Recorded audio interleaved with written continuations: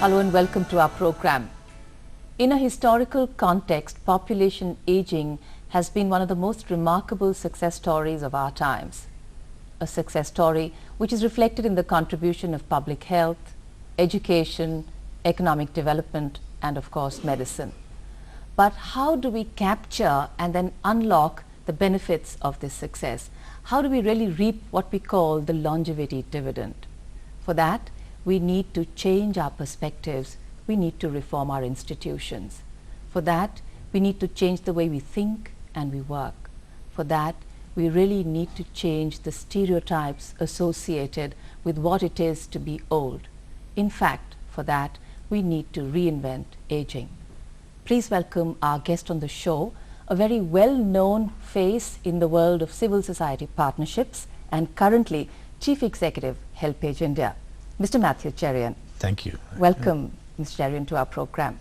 You meet a lot of old people, you interact a lot with the elderly, you've been working with so many NGOs and strongly associated with civil society.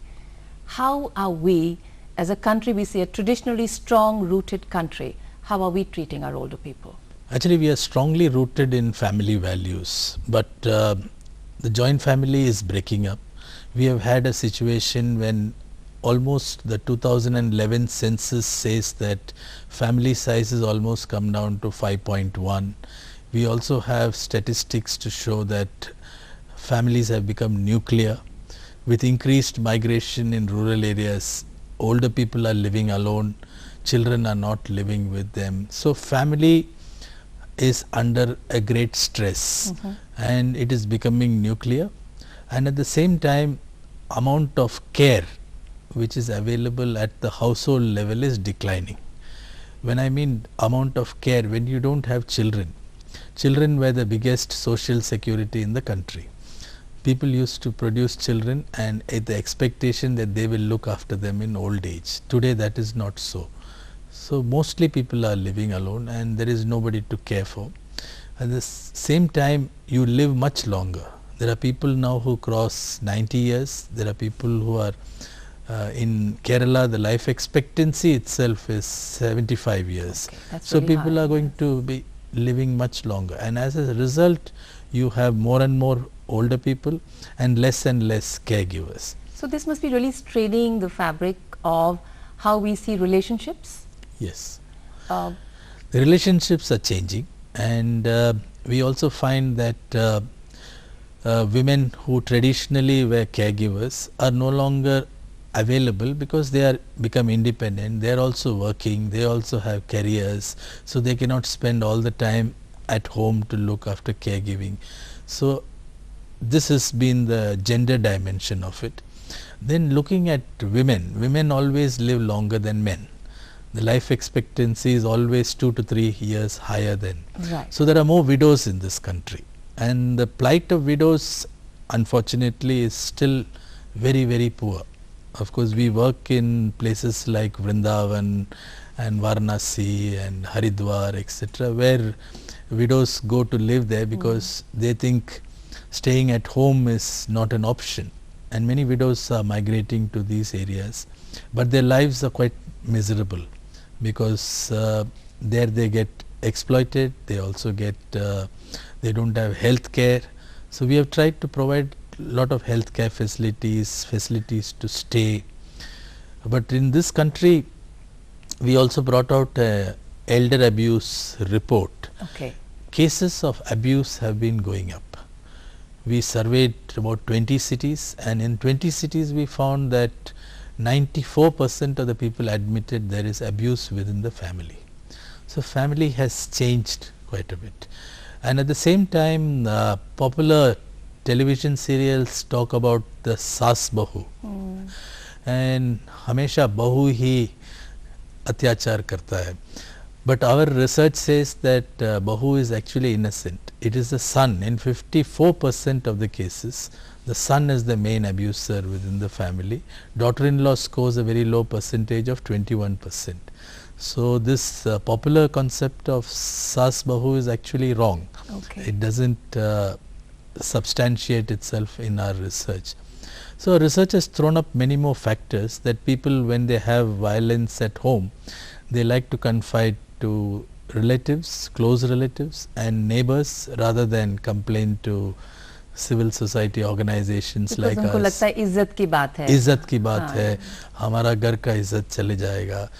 और complaint भी किसके बारे में कर रहे हैं? Complaint कर रहे हैं बेटे के बारे में या बहू के बारे में. सो लोग चाहते नहीं, और फिर उनको लगता है हम अच्छे माता पिता नहीं हैं क्योंकि हम शिकायत कर रहे हैं. शिकायत कर रहे हैं. इसके ऊपर 2007 में सरकार ने भी एक मेंटेनेंस ऑफ पेरेंट्स बिल लाया था जी. कि अगर पिताजी या माँ जाके कंप्लेन करेंगे 90 दिन में इसके ऊपर कुछ कार्रवाई होना चाहिए. और लेकिन उसमें कंप्लेंट्स बहुत ही कम है. 5 साल में कंप्लेंट्स ज़्यादातर 800 कंप्लेंट आया होगा हमारा देश भर में. उसलिए लोग चाहते नहीं कि पुलिस स्टेशन में जाके इसको कंप्लेंट करें, इसके बेटे के ऊपर कंप्लेंट करें. उस लॉ में एक और प्रॉब्लम था कि जब प्रॉपर्टी के बारे में अगर ट्रांसफ़र हो गया and if the father has transferred it to the son, it can be reversed. Reversal of property is being allowed under this bill. It can be reversed back to the parent. Okay. But in spite of having such good provisions, people are not going for it. आपने इतने सारे cases देखे हैं, अगर आप कोई advice देना चाहें किसी भी बुजुर्ग जोड़ी को कि अपनी संपत्ति जीते जी अपने बच्चों के नाम करनी चाहिए, चाहे वो कितने भी अच्छे हों या नहीं? हमारा सलाह है कि जो भी व्यक्ति प्रॉपर्टी का विल के थ्रू पास ऑन करना चाहिए, उनकी डेथ के बाद उनकी ज़िंदगी में राइट करने के लिए कोई यूज़ नहीं है. And the moment you write the property in the name of the son और the daughter, then the violence and the difficulty begins. So you should only do it after your death through a will. And however well your children are looking after you, they are good. But during your lifetime, don't sign away your property. Don't sign away your property. Okay. और हम लोग encourage भी करते हैं, आप will किसी भी समय लिख सकते हैं. अगर आप 40 साल का उम्र भी है, आप will लिखना चाहिए, क्योंकि हम नहीं जानते हैं कि ज़िंदगी जितना जा सकता है. will लिखना बहुत ही ज़रूरी है, क्योंकि डेथ, अगर सडन डेथ हो गया फिर फैमिली के पास बहुत सारे प्रॉब्लम्स हो जाता है. Courts will ask you for succession deed, then DDA, housing authorities will also ask you for succession deed. As a result of it, it becomes very problematic. Okay. You can change your will. You can change your will 10 times, 20 times if you want to. And how difficult or how complicated is the process of writing a will? नहीं, हमारा HelpAge site में sample will document है जी. और भी sites में sample will document है. वो simple format है, आपको केवल लिखना है किस किस को देना है, आपका पूरा प्रॉपर्टीज़ और एसेट्स को एनिमरेट करना है और केवल लिखना है किसको देना है. And you have to register a will and have somebody as an executor. Registration is also very simple and बहुत सारे केसेस में HelpAge भी मदद करते हैं विल एग्जीक्यूट करने में, विल रजिस्टर करने में, लेकिन बहुत सिंपल है और मेरी विचार से लोग करना चाहिए, क्योंकि अब्यूज़ भी कम हो जाएगा और एंड बच्चे लोग भी थोड़ा देखभाल करेंगे ज़्यादा टाइम के लिए. कहीं हमारे मन में ये धारणा है कि अब रिटायर हो गए हैं तो आप नॉन प्रोडक्टिव हो गए हैं, आप कंट्रीब्यूट नहीं कर रहे, मगर एल्डर्स, बुजुर्ग व्यक्ति कितना कंट्रीब्यूट भी करते हैं हमारी लाइफ में, इसके बारे में बताइए. बुजुर्गों का कंट्रीब्यूशन बहुत है और हिंदुस्तान का स्थिति देखेंगे, लोग 80 साल तक काम करते हैं ग्रामीण स्तर पे और खेती का काम करते हैं, बहुत सारे काम करते हैं और शहर में भी काम करते हैं. ये रिटायरमेंट का कॉन्सेप्ट बहुत ही नया कॉन्सेप्ट है. इसमें केवल गवर्नमेंट सर्वेंट्स रिटायर होते हैं, प्राइवेट सेक्टर एम्प्लॉयज़ रिटायर होते हैं, लेकिन हमारी विचार से जो HelpAge इंडिया का विचार है, आपको कुछ ना कुछ रिटायरमेंट के बाद करना चाहिए. भले सोशल सर्विस करें या कुछ और एक्टिविटी आपके क्लब के साथ, आपके रेजिडेंट वेलफेयर एसोसिएशन के साथ कुछ करेंगे तो आप और साल जिएंगे और आपका लाइफ भी काफ़ी पॉजिटिव हो जाएगा and you will be able to have a brighter outlook. एक 60 के बाद अगर आप सोचना शुरू कर दिया कि मैं रिटायर हो गया, then that is the ultimately you are going to be your decline. So do you think in terms of opportunities at the urban level for public and private enterprises to engage people who retired in part-time work. We need to bring in some policies on this? Actually, we got to bring in policies. I was involved in writing the new policy for the senior citizens. We have said government should bring in post-retirement training, post-retirement education. बहुत सारे countries में लोग 60 साल के बाद PhD करते हैं और कहीं कहीं यूनिवर्सिटीज़ भी खोले हैं कि 60 प्लस को एजुकेट करने के लिए. Then you can learn a new skill. If you want to be a photographer, you can be a photographer. फिर हमारे साथ बहुत सारे NGOs है. HelpAge इंडिया में भी हमारे पास 100 डॉक्टर्स है जो सब ने रिटायर हो चुका है. पहले रिटायरमेंट के बाद they are working with us as medical doctors, and they work very well, and they work, some of them are 80 years also, and they still continue to work. So there is no limit to it. The limit is only in your mind. The limit is not in the age. In my viewpoint, there is nothing like aging. You are aging all the time, so there is nothing like aging. True. You got to look at it in a very positive way, and we have asked that there should be post-retirement trainings. Like in the defense service, they have, after retirement, they have a complete department for ex-servicemen to look at their post-retirement opportunities. I think in normal life also there should be departments. Otherwise, many NGOs are there across the country. They could actually contribute in social terms also. They could educate poor children. They could go to old age homes and do voluntary work. Or you could work within your own community, you could work in some voluntary ways. So these are some ways you can keep yourself active. Not to look at them as sunset years, but to say that it's the beginning of a new sunrise, the Yes. phase you say. Because you've accumulated so much of knowledge, Yes. so many skills and wisdom. Yes. I think that's the time. And there is also a desire to give back. To But I think society has to really respect that and say, yes, we want it back. Actually, most older people have a lot of knowledge, experience and wisdom. Actually, wisdom in old age is a very good thing. It is not available at my age or your age, etc. It grows over age, and these people have that wisdom. In fact, I would say the real knowledge centers in our country are in these older people who have the real knowledge and wisdom. So we need to encourage that so that people use it, and it can be used in nation building, it can be used in various other activities. Mr. Cherian, we're going to go in for a short break, but when we come back, we want to talk about how do we sensitize people, younger people and older people, on how do we treat our elders. All that and a lot more after this break. Stay with us.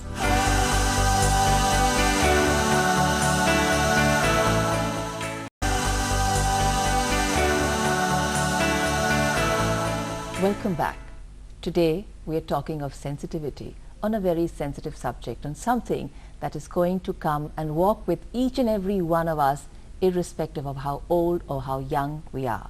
We're talking of how we are with the elder people in our lives and in the world around us. And with me in conversation is Mr. Mathew Cherian, who is the Chief Executive of HelpAge India. How do we sensitize young people, Mr. Cherian? Actually, children at a small age can be sensitized in values.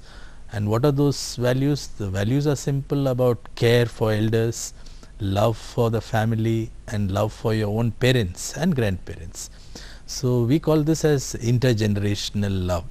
And intergenerational love is something which is necessary to keep the family intact, to see that people in later years are cared for, and if that is done properly, then India has a bright future, because we don't have to put our elders into old age homes, into retirement homes, so that they live alone, and which was really a Western concept. We never had such a concept in India, but that is becoming quite in vogue. So we have to change that in some cases, and we have to see that the best place to live and to die is actually in your own home and with your own family. So that is the best thing, because we have witnessed this. We work with terminally ill patients, and most terminally ill patients, when they reach their moments of death, they always want to see some of their children and grandchildren come back to them. So we do not encourage people to die in intensive care units with tubes and wires going all over them. They need to actually come back to their homes, stay with their families and die. And that is the truth across the world, though people in the West don't believe it. But here I think we believe in it, and we need to bring those things back into society. So it's not only about giving the best of medical treatment. I think it's this emotional treatment, it's this emotional connect which is so critical. Which is required, yeah. And people always, sometimes it is unfortunate that sons and daughters are not able to come when their actual parents are dying. And I have heard it in many cases, people asking have they arrived, and actually you know very well that they are not going to arrive. So many times we people in the social field tell small lies that they come, they will be there shortly, etc., so that people understand it. So it's a kind of closure which needs to take place in most of these cases. When our lives start with parents, with families, and then as we grow, it's like we just tend to somewhere get involved in so many other things, that what is critical and what is very, very rooted in ourselves, we tend to move away from that. Yes. And the challenge is that when young people or the children, we want them to be sensitive, but actually they're just watching how parents are with their parents. Right. That is true about if you have grandparents at home, you will find that grandchildren naturally get attracted to grandparents. Very true. Special bond they have. Special bond yes, they have. Yes. And actually what is interesting about it is this love is unconditional. The parental love is usually has some boundaries. There are certain rules in that parental love. Whereas a grandparent, it is complete indulgence, no boundaries, and children seem to get attracted to that, and if they want, they'll play games with their grandchildren, and they'll do all sorts of things with their grandchildren, even pulling their ears or something, which they will not. They understand each other better also. Yeah. Yes. And usually the mother or father is strict, and they can't go and pull their ear and play that way. So they do this, and that love grows. And those who don't live with grandparents are missing out completely on this unconditional love which they get from their grandparents. There's also a wonderful study which says that children who have grown up with grandparents being around are more secure. Yes. Because they have a point of reference other than the disciplining factors. Right. Somebody which is like their little comfort haven which they can retreat into. Correct. It is true, because I have been to certain schools which as part of value education celebrate Grandparents' Day. On that day actually the schools write to the grandparents and tell the grandparents to come, not with their parents. Okay. Parents are not allowed for that function, only grandparents are allowed. And of course in urban centers there are still about 60 to 70% of the children have grandparents. The figure is dropping, but it is still there. So they come, and grandparents feel a great time of coming there, because if in a normal school function, annual day function, usually it's the parents who come, leaving the grandparents behind. So this is a method to get the grandparents to such a function, and children really enjoy. And most children whom I have heard them talking, they say that they have learnt a lot from their grandparents. They say that Dadaji or Nanaji is their real hero in their lives. All sorts of role models, right. etc. Absolutely. And they seem to know more intimate details about their grandfather than they know about their own father, like where they studied, which school they went to, etc. Because though the grandfather would have studied 70 years back or 80 years back, still they seem to know those details, and they don't know they may know the college which the father passed out, but they may not know the school which the father passed out. For the health, because as you grow older, health is an important value. It just comes up in your priority. Yeah. And it's emotionally very, very sustainable and very enriching for the older people to have somebody they can share everything with. Right. We call it school value education. So we go to a lot of schools and do this, and we encourage volunteering of children in old age homes, in various projects, Okay. etc. They may do only 1 hour or 2 hours of community service, but that enriches them because they learn in a different way. It's different from classroom learning. So I cannot evaluate and give you what is the impact, but many people have said they enjoyed it thoroughly and they found it very And inspiring. You're right, and the impact is long term. You know, a visit like this once Yeah. can actually impact the questions the child goes home and asks his Yes. parents or her parents, you know. Yeah. And then it's a lifetime sensitization which Yes. happens. And another aspect we try to do is storytelling by grandparents. Okay. Those who have lived with grandparents would have heard amazing stories in every culture, whether it is Bengal or Kerala, etc. Grandparents have unique stories, which at sometimes may sound quite stupid and silly as well, but at the same time these stories are very interesting and children love to hear this. And most children always say the best thing they like about these visits is they heard some stories from the older people which they have never heard in their lives before, you know, like amazing stories. Again, when we come back to how we respect and treat our elders, the medical profession, they require a different kind of treatment, elders and older people. How equipped are we and how equipped is our medical fraternity to handle the problems of aging? Actually, geriatric care, which is the care of older people, just like pediatric care is for children, is almost non-existent in this country. The first geriatric care department was set up in Chennai, in the Madras Medical College, some 20 years ago. Okay. But after that, the only other place which has is the All India Institute of Medical Sciences, which has a geriatric care unit. Other cities don't seem to have geriatric care unit. And HelpAge India, we have about 100 doctors who are constantly treating, who are not trained in geriatrics, but due to the experience with older people have become geriatricians. So they were not specialized geriatricians, but they have learned. So what they learn is dosage is different, the way you look at older people is different. And for example, we do a lot of physiotherapy, because most people in old age have problems with their knees and their hips, and it is a bigger problem in women because of calcium depletion. Right. And they have osteoporosis and osteoarthritis and various kinds of problems. And massage is the best thing. And massage, maybe some physio treatments without any medicine is the best treatment possible. But what happens is many people take painkillers each time, and painkillers will only increase acidity, they will spoil your kidneys, they will do all sorts of damages to your body.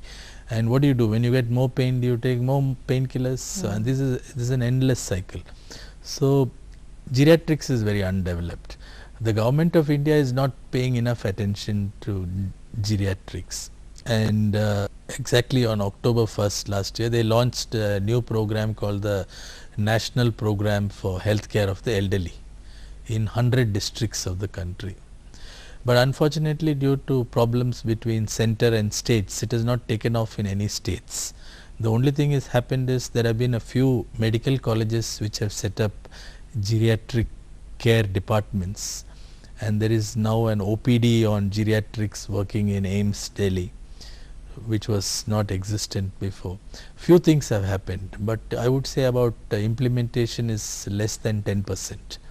So bulk of it in the rural areas has not been implemented, though money has been allocated, and there is money, further money allocated in the 12th plan as well, but very little of progress is happening.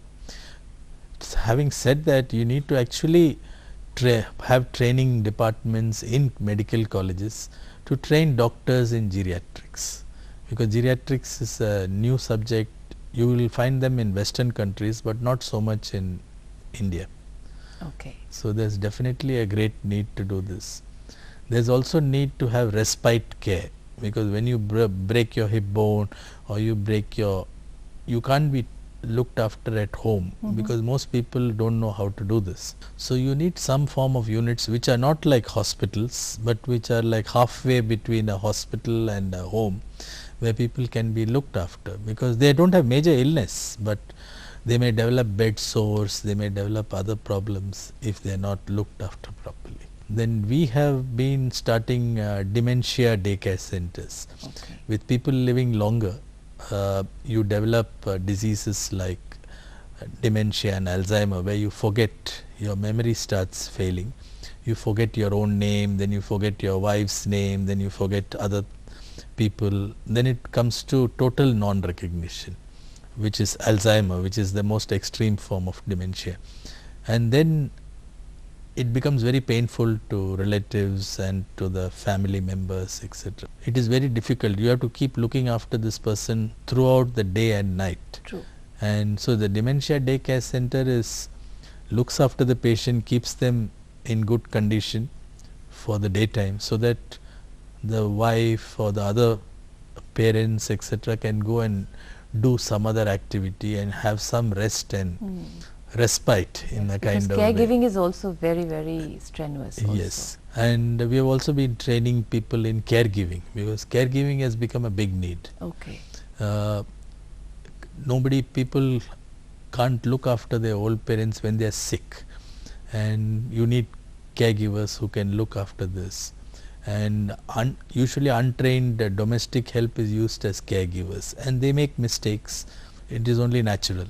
So you need to have people who are caregivers. So we train unemployed youth, both boys and girls, in caregiving. Okay. And it gets them a job. In urban areas, many of them get fairly decent salaries, much better than domestic help, etc. And some of them earn more than 15,000 rupees a month by doing caregiving. So we only give the training and give them the certificates. After that they go and work as caregivers. Again, when we talk of medical facilities, Mr. Cherian, they are becoming more and more expensive. In fact, a lot of younger people are looking at older people as huge medical liabilities, either ticking away like a time bomb or currently affecting the economic status of the family. How is the insurance sector, or how is the government sector? It's a real problem. In fact, many insurance companies would not give a cover after 65 years. So we have been, of course, lobbying on this, and IRDA, the Insurance Regulator Authority, has given a recommendation to make it 80 years. Okay. And now some companies have started giving up to 80 years. But insurance as a whole in this country is very poor for old age. There is, of course, a government scheme called the Rashtriya Swasthya Bima Yojana, RSBY, which works in some states, and it gives a 30,000 hospitalization cover for old age. And this is mainly for below the poverty line category. Our demand has been that health insurance should be available for all people across the country. Okay. And if necessary, the government should also step in and put in some contribution from their side, because anyway these are people who worked hard in their lifetimes and built up a nation. So you need to look after them in old age. The current government is thinking of some form of health insurance, but it is still not taken shape. My belief is, and my organization HelpAge India also believes, that health insurance cover should be a must for all ages. And unless we have health insurance in this country, the cost of hospitalization and care will drive people into poverty. Absolutely. It's crippling. Yeah, it's crippling. One health episode is enough to send people below the poverty line. And if you have a major heart surgery or a major illness, then all your savings is gone in one stroke and you will end up being poor. So you need to have some form of health insurance, and we are hoping that the government will put in at least 2% of the GDP into health insurance, which is necessary for you, me, everybody in this country. It should not be just for only the elite and not for... Right. Not only for those who can afford it. Actually, it's very important for those who can't afford it. You know. Yeah. And I think somewhere if you're looking at our demographic dividend of our young people and human resource as a critical area of India's, like an India's strength, it's something we need to invest in also, which is health. Yeah. See, today we are releasing the report by UNFPA and HelpAge on aging in the 21st century. And that is actually talking that this demographic dividend that India is talking about will be over in the next 30 years. True. And then you will only be able to reap the longevity dividend. Yes. And if we don't invest in the longevity dividend, then we are going to lose the bus. So by 2040, if we don't do adequate health insurance, adequate investment in social security and pensions for older people, then by 2040 you will not be able to have any proper care in this country.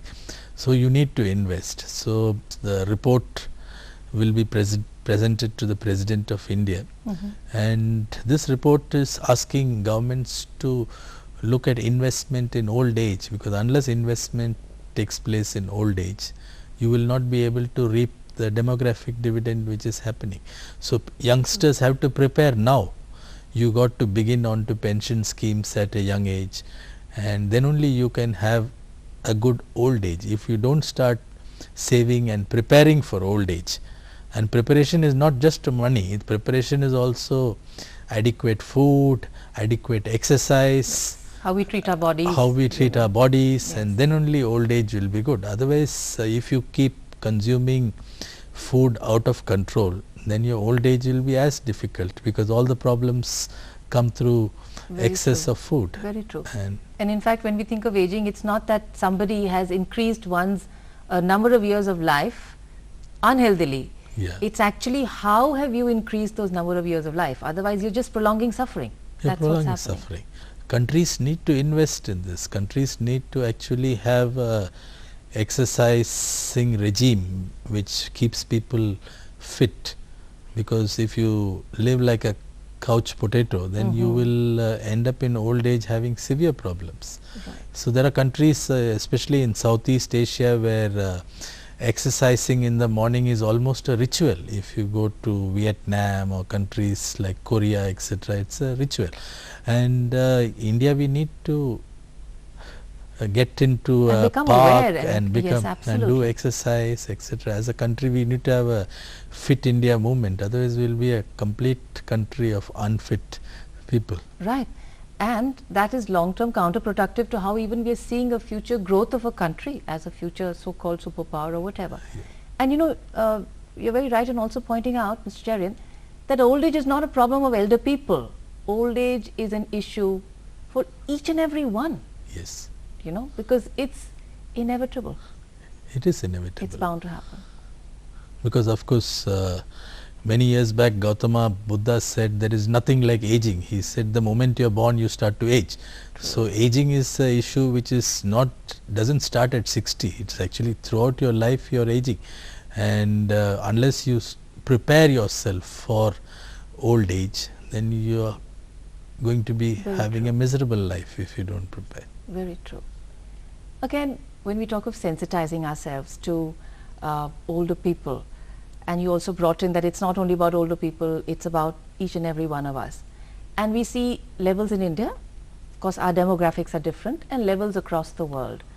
How are we placed internationally? Internationally, we are still a young nation. We are out of 1.2 billion, we are between 90 to 100 million. So less than about 8% is above 60 years. Okay. So we are still a young nation. And whereas Japan has become an old nation, Japan has got 30% older people. So Japan has aged considerably. China is again aging more rapidly than India. And China also had for many years a one child now. policy. So actually China has more severe problems than India on aging. But that doesn't mean we can sit back and relax, because if we don't invest in the demographic dividend, and if we don't invest for the future longevity dividend which is going to come, you are not going to reap the benefits of either the demographic dividend or the longevity dividend. So The time to invest is now. You invest and see that youngsters, of course, gather adequate skills, not only about their work life, but about their own personal life as well. Unless you start doing that as a system in the country, you will not be able to reap any benefits. And so my constant plea to governments and ministries has been to invest in these kind of opportunities for retraining people, preparing people for old age, go to industry, talk to people at the age of 50 itself. 10 years from now you will retire. Begin retirement counseling, retirement, what they can do after old age, because then they will still contribute to the GDP, because after retirement also they will still contribute and the GDP will grow. Absolutely. So mainstream it, actually, don't keep it in this. There's an economic argument behind training these people. The only institution which does this properly is the army, but of course they retire people a little earlier, but still they do a systematic process to counsel people and then pre-retirement. And the point to note is the army also has pensions, so it's not only about monetary gain. They're looking at the individual in its totality. And they have an army hospitalization schemes. They look after their thing. So as a country, we need to invest in healthcare, in social security, insurance, and think of this problem a little more seriously than what is being done now. Then you will be able to progress much faster. Right. Mr. Cherian, before we take your leave, some things which you'd like to share with us, which we can bring into our own lives to be sensitive to elders in our lives. Actually, to be sensitive to elders, especially in urban areas, you don't have to go very far. In every street, every mohalla, there are older people living alone in homes because children are not living with them due to migration, etc. You can go and spend some time with them, because most older people love to talk. So if they have somebody to listen to them, they will be most happy to have it. And that will be a simple social service that everybody can do. It doesn't require traveling miles, going to villages and doing, so you can do it in your own backyard, literally. शाम को अगर आप evening walk ही कर रहे हो और वहाँ पर कोई बुजुर्ग महिला या पुरुष हैं, उनके साथ थोड़ा बैठ के समय बिता दीजिए, बातें कर दीजिए, उनको कुछ शेयर करना है, वो सुन लीजिए, वो सुन लेंगे। और उनके पास बहुत सारे कहानी होंगे सुनने के लिए। अगर बच्चे जाएंगे उससे भी अच्छा होगा, क्योंकि वो बच्चे मिलने के लिए बहुत तड़पते हैं और उसलिए ज़्यादा खुश हो जाएंगे करने में।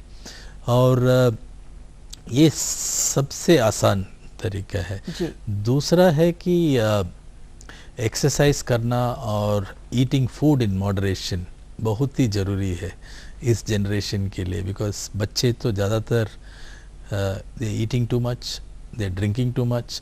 As a result of it, they are getting very unhealthy by the time they reach 40 years. So you need to have good amount of exercise and eat food in moderation. I am saying don't eat less food, but eat in moderation. And that will keep you adding life to the years, and that is the best thing. That means see the elder in yourself, the future elder, and respect that elder from now on. Okay. And there's another aspect which is very necessary for all ages is humor, and you need to actually joke and listen to jokes or and treat life a little more lightly. No need to take it too seriously, because you have only one life to live. I'm not sure whether we are reborn or not reborn, etc. So enjoy this life, spend time in humor, etc. And you will find the moment you can enjoy humor and jokes, etc., your other body parameters also improve drastically. So that makes your life much better. Wonderful. Mr. Mathew Cherian, so I really want to say thank you so much for not only lightening up this space, but actually making us say thank you with a smile by bringing humor towards the end in our program. Thank you very much. Thank you. Thank you very much, Gaurav.